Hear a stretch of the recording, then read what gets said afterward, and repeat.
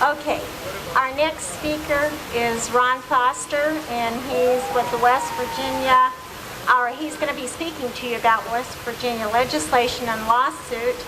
Ron is the Regional Board Coordinator for Men and Women Against Discrimination, and he's the author of 2 studies on domestic violence in West Virginia and a strong advocate for changes in domestic violence policies. Ron.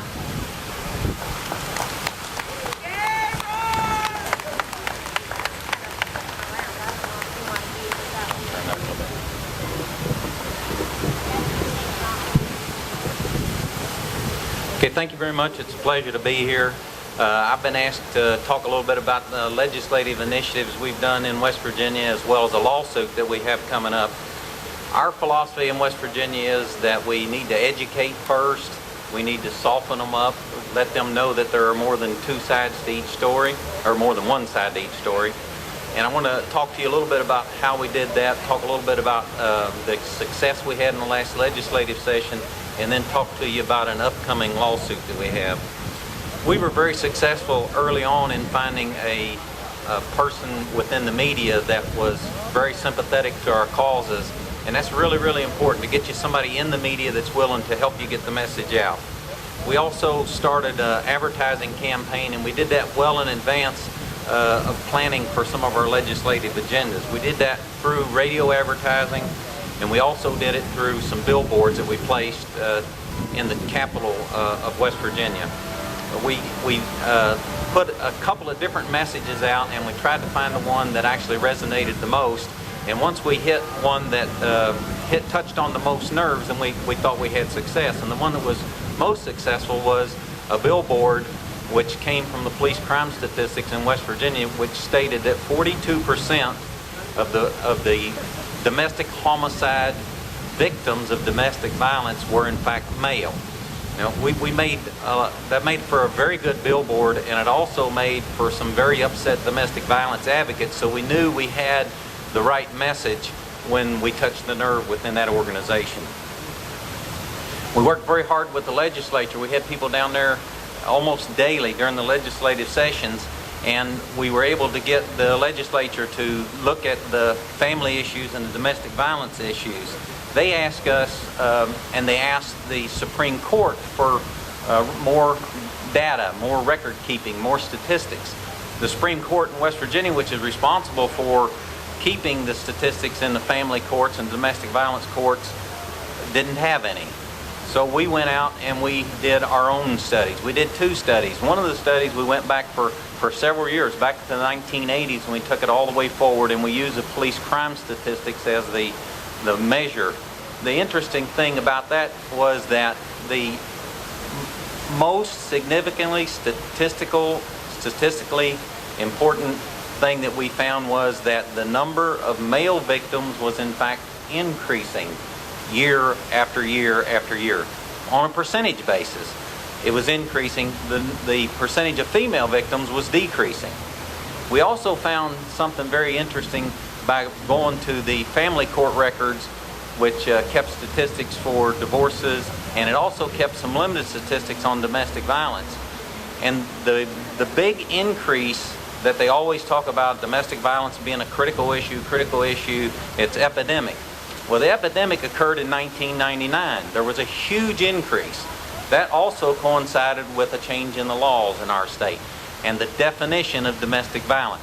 The definition was changed to include reasonable apprehension of fear of physical harm.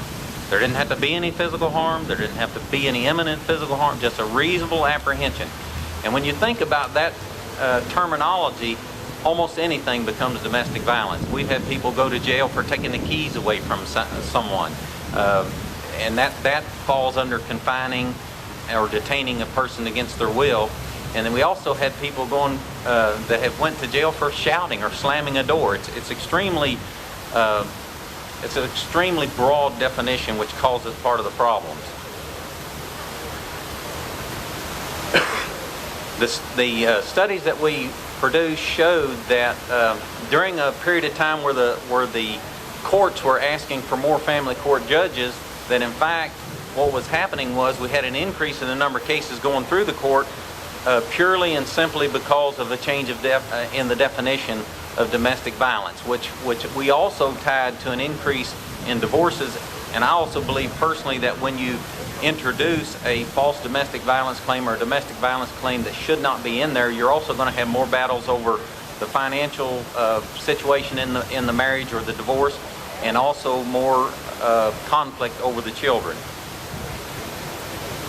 The more we did our research, the more we got opposition from the Domestic Violence Coalition. And the Domestic Violence Coalition is supposed to be a gender-neutral organization. But we found that they not only fought us on the issues of domestic violence, but they fought us on issues of child custody. They fought us on issues of equal parenting. Every bill that we put forward in the legislature, the people that were fighting us were the Domestic Violence Coalition. So the funding that they're getting from Violence Against Women Act and other sources for supposedly protecting domestic violence victims, they became no more than a political advocate. And as we researched further into it, it was also a group that was pushing the gay and homosexual agenda as well. Our goal in our group is to see that all victims, all true victims of domestic violence, are treated equally, whether they be male or female or undecided. But that's not what the case is in West Virginia.